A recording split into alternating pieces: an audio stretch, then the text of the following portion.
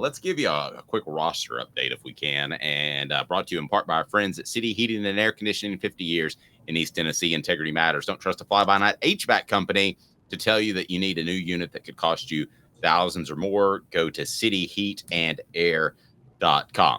Let's talk some O-line. All right. I know you probably read what is on offthehooksports.com or will be pretty shortly, but how certain do you feel, or do you, that Tennessee will be considerably better on the offensive line in 2024 than it was in 2023? So let's get some news out since we're talking the O-line. So yesterday, John Campbell Jr. announced he's returning, and I think that's crucial. Addison Nichols announced he's entering the transfer portal. I think that doesn't matter. And so I think there is a chance that the offensive line is better next year. We're not sure yet because we need to see what Cooper Mays is going to do, and we need to see what Javontez Spraggins is going to do, and we need to see what Gerald Mincey is going to do. But Dave, you talked about the concern of the offensive line in 2024. There's a chance all three of them come back, at which point 4 of the 5 starters from this year's offensive line would be back next year. And the one that wouldn't be back is their left guard spot, and that was the weakest spot of the line anyway. So I think that there's a very good chance the offensive line is significantly better. I think it comes down to Cooper Mays and Javontez Spraggins. I think those are the 2 most irreplaceable players on the line. Yeah, and let's take a look at these guys specifically. And at left guard, you would think Andre Keurig with another year. I mean, physically, you think he's ready, right? I mean, no, I don't. I think physically he's not ready. I saw him get wrecked way too many times. I don't think he can but play. That could be bad steps. I mean, that could be a lack of understanding of the offense. So I'm not willing to write him off the same way I wouldn't write, let's say, a freshman off. Who was the kid? Albert Toina. I didn't think he was very good his first year at left tackle at Tennessee. In fact, he never got great. But that would be the argument that I would make, that he has another year in the system to get better. But let's take a look at this offensive line for a second. Let's start with John Campbell Jr. Pro Football Focus gave him a 59.5 grade for the season. He was really good at pass blocking at left tackle. That's important. 72.8 grade from PFF. That's big. You got, I can't remember his name. What is his name that's supposed to start next year? Is it Nico? Yes. So you want to protect his blind side.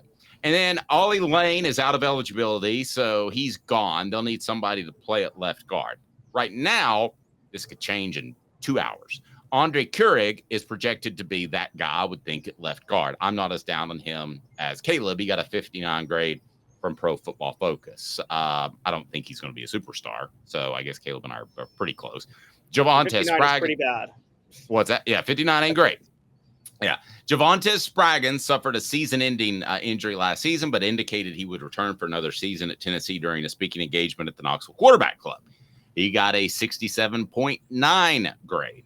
And then at right tackle, the Vols depended on Gerald Mincey to replace Darnell Wright. Mincey ended the 2022 season with a 60.6 grade. Let me tell you right now, Tennessee's offensive line will be great if 2 things. Cooper Mays comes back and they stay healthy. Because you can't go in the transfer portal and say, hey, come be a backup. You would love Tennessee.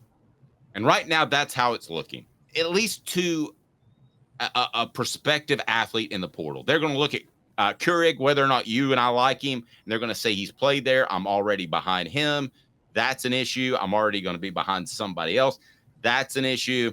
So, but if they're healthy and Cooper Mays comes back, I say they're better in 2024 than certainly 2023 and comparable to 2022. Too strong? I'm getting a look there. 2022 had a generational talent at right tackle that I don't think anybody can replace. So that's a little bit different.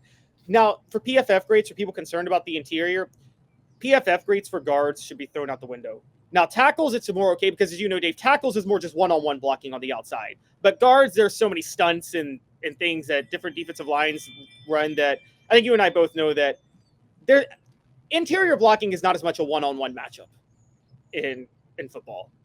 So guards and centers don't look at PFF grades. I think it's Cooper Mays and Javontez Spraggins. I think Javontez Spraggins is a rare talent at run blocker. This is why we love people like Cole Kublik, who covers. You need a guy like that to cover SEC football because he will tell you he doesn't watch anything but the offensive line every play. And the first player he mentioned when I interviewed him was Javontez Spraggins at SEC Media Days. He's like, look at his downfield blocking every time Tennessee runs the ball. And I did this year, and he was right. I mean, he was dead right.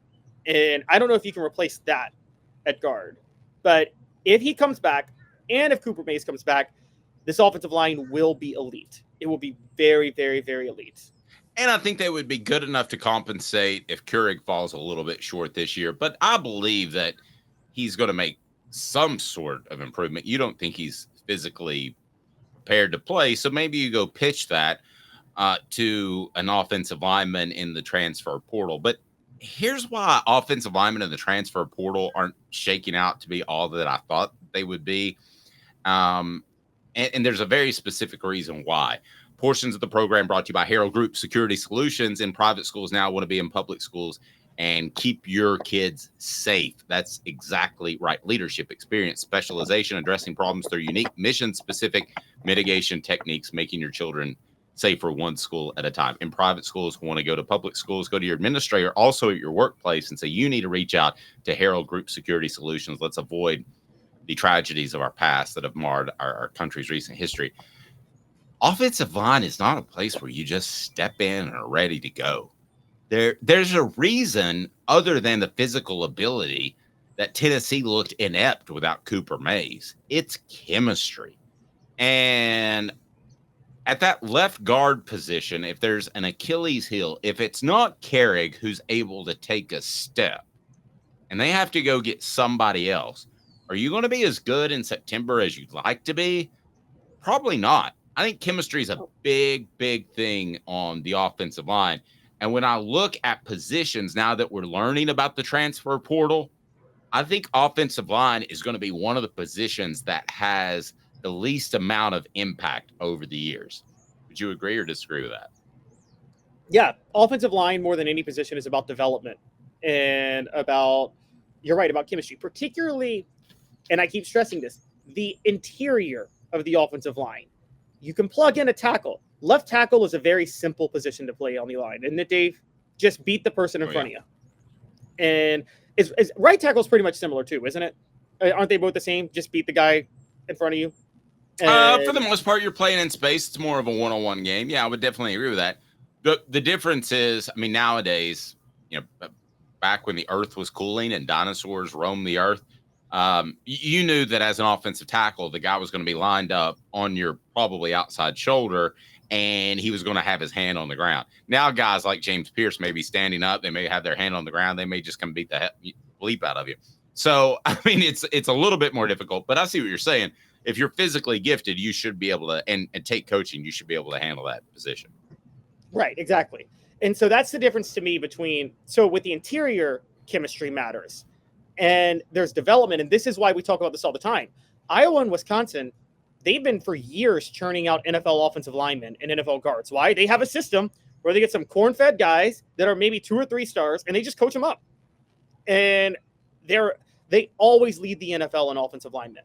Always. I think Wisconsin one year led the NFL. I think 3 years in a row, Wisconsin led the NFL in players in the Super Bowl, and they were all offensive linemen in the Super Bowl those 3 years. And so it's not just a transfer portal, Dave.